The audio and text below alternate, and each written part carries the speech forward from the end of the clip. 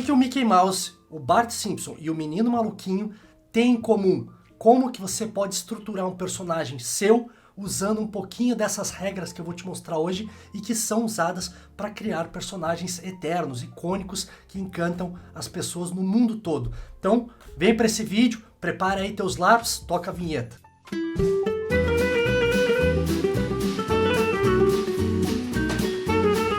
Então a gente tem aqui, ó, Menino Maluquinho, do Ziraldo, a gente tem o Mickey Mouse, do Walt Disney, e a gente tem o Bart Simpson, do Matt Groening, né? São criações que tomaram conta do mundo, tem livros, animações, peças de teatro, monumentos, lojas, enfim, são criações muito bacanas, são designs muito bem estruturados, tem uma silhueta bem estruturada. Se a gente colocar eles aqui chapado em preto, você vai entender que a silhueta deles é muito bem estruturada, que você reconhece ele só pelo contorno, só pela definição da silhueta dele, tanto em escala pequenininha quanto numa escala grande, ou às vezes até um recorte da cabeça, um recorte do busto, do tronco, você já reconhece o personagem de longe. E essa é uma regra fundamental, tanto na ilustração e principalmente na animação. Por quê? Porque quando o personagem entra em cena, você automaticamente reconhece o personagem. Sou eu no ioiô! E isso facilita a leitura do personagem e também facilita a leitura da história. Como a história está sendo contada,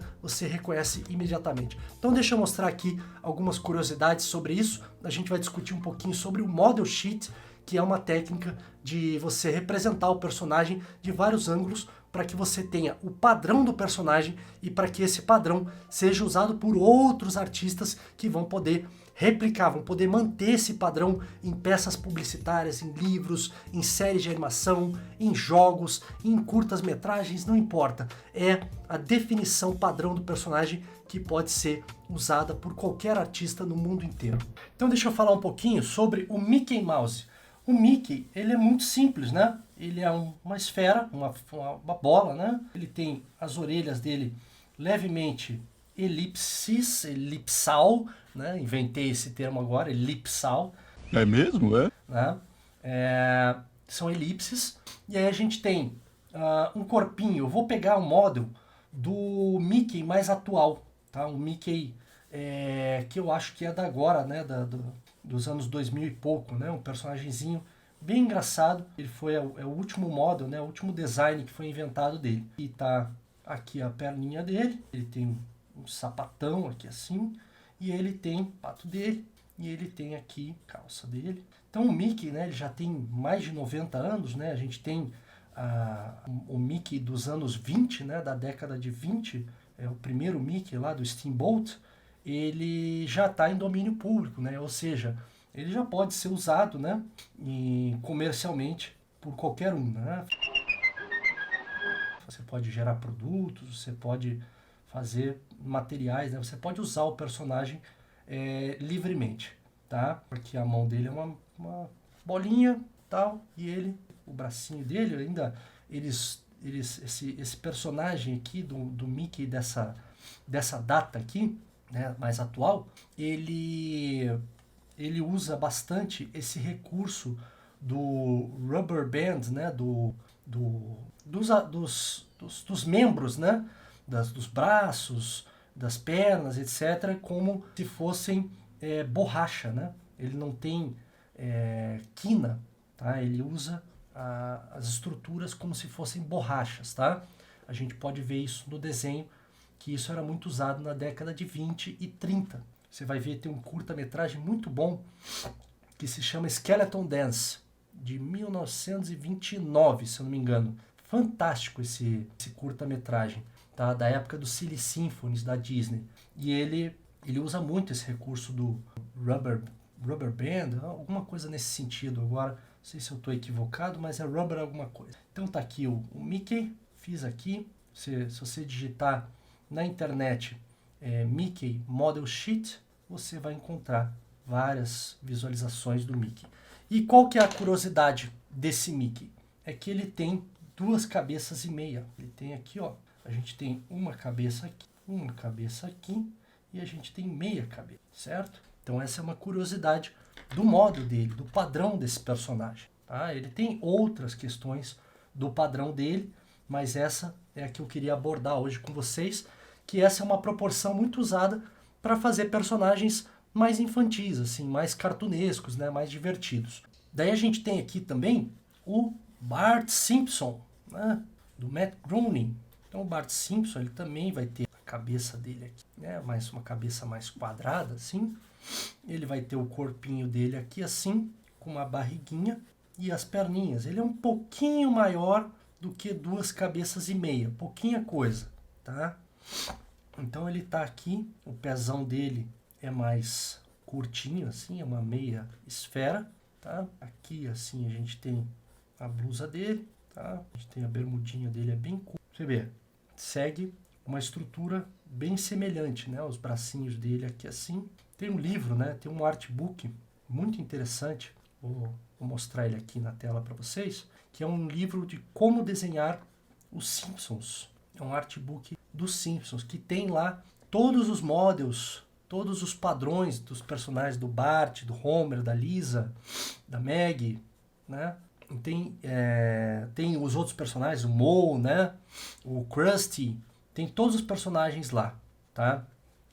Do Bart Simpson, dos Simpsons, né?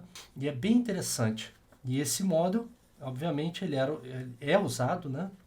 Foi muito usado para poder manter o padrão quando eles estavam animando o personagem. Então, como é que você assimila o padrão de um personagem? Desenhando ele muitas vezes, repetidamente, né? Você tem que... Ó, o meu Bart Simpson ficou um pouquinho achatado. Tá?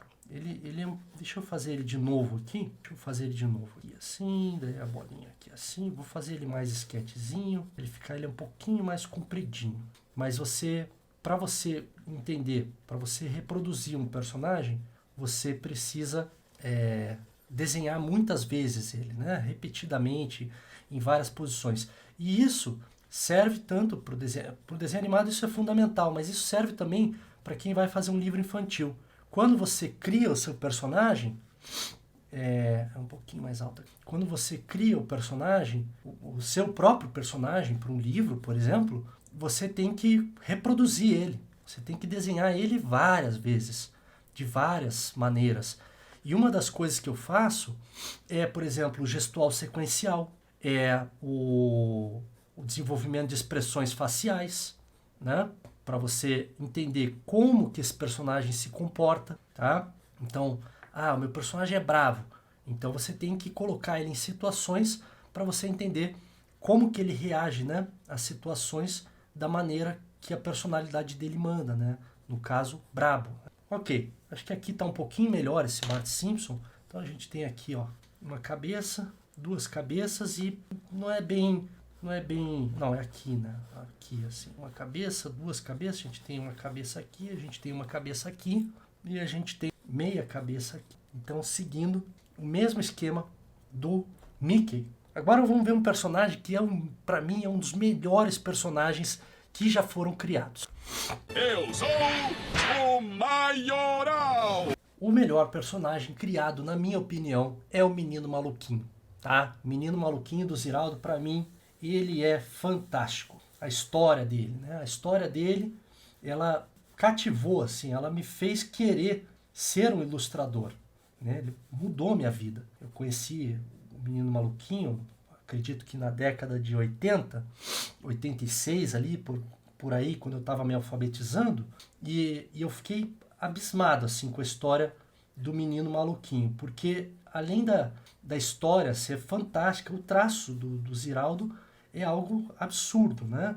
É simples, é minimalista, usa todos os recursos possíveis de silhueta, apelo, tudo.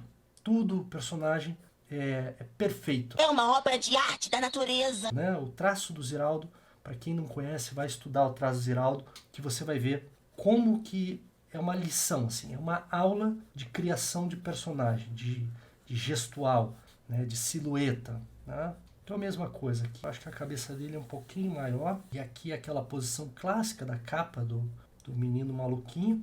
Hoje o Menino Maluquinho tem mais de 40 anos, traduzido aí para mais de acredito que 30 línguas diferentes. E em espanhol ele se chama El Polillo. El Polillo. Eu comprei uma versão em espanhol bem legal, El Polillo. Então aqui a gente tem o menino maluquinho, ele tem os olhos bem altos, né? Ele tem a panelona dele na cabeça. Estou fazendo bem rápido aqui, só para vocês. Mas como eu estava falando do model, é muito comum quando eu estava fazendo animação publicitária, eu pegava personagens que não tinham model, né? Tinham lá uma visão assim do personagem e eu tinha que fazer a animação desse personagem. Então, por conta desse tipo de trabalho que eu tive que desenvolver, eu acabei melhorando muito meu desenho, né? Minha capacidade de observação, de reprodução de desenhos, de trabalhar em vários estilos, né? Vários traços, porque eu era obrigado o tempo todo a pegar traço dos outros e reproduzir, fazer isso em movimento. Então esse é um trabalho bem legal, eu indico que você pegue personagens dos outros e tente desenhar ele de várias posições. Então, por exemplo, você pegar o Maguila Gorila, né? Você pegar o Maguila Gorila da Hanna-Barbera, ou a Meninas Superpoderosas, né? Ou o Bob Esponja, e tentar, né? Primeiro você vai copiar, você vai desenhar o que você está vendo, mas você vai fazer uma análise, né? Das proporções, do desenvolvimento do modelo dele, você pode desconstruir esse personagem, e a partir disso você pode desenhar ele em várias posições, né? Varrendo, ele pulando uma poça d'água, ele regando uma planta, coisas do cotidiano, e você vai evoluir muito o teu traço. Aqui, para a gente encerrar, eu vou te mostrar, né, o menino maluquinho. Ele tem uma cabeça, ele tem duas cabeças, quase meia, e ainda tem um pedaço para cima aqui, pode ser considerado, né? Se a gente somar essa com essa, a gente vai ter duas cabeças e meia. Então essa é uma maneira de você criar personagens, tá, com essa proporção, que ele fica com uma idade de uma criança ali de 7, 8 anos de idade. Essa é a proporção. 2 cabeças e meia. Você cria um personagem com 7, 8 anos de idade. Muito bem, gente. Essa foi a nossa aula. Eu queria mostrar para vocês como que você pode desenvolver personagens com apelo, personagens bonitos, personagens que têm personalidade e que podem encantar. Quem sabe você está fazendo aí um livro infantil, você está fazendo um curta-metragem para animação, você está com as suas ideias aí na cabeça, pensa nesses conceitos de silhueta, geração de interativas, model, desenvolvimento gestual sequencial, enfim, várias técnicas que fazem com que o seu personagem fique vivo e você, quem sabe, vai criar o próximo menino maluquinho. Finalmente, o meu grande trabalho está pronto! E vai ficar famoso, vai ficar importante e vai fazer diferença na história do nosso país, na ilustração ou quem sabe na animação, com uma série de animação, por exemplo, Irmãos Jorel, né? Cobriu, né? Que encantou, conquistou o mundo inteiro. Quem sabe você é o próximo Ziraldo. E agora é a hora de compartilhar, de clicar no like, dar aquele like, metralha o like, né?